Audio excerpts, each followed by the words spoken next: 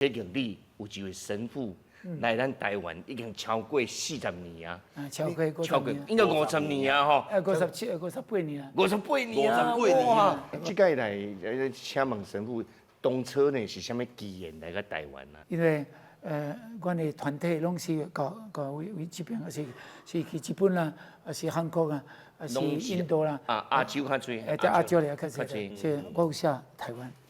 你写台湾，对啊你当初呢你就知影有台湾这个所在。因为我有杂志啊，介绍台湾的各种的情形啊，宗教啦，经济啦。但是讲，发到你刚才讲台湾50几年啊吼，你会感觉讲你这世人伫台湾足价值的？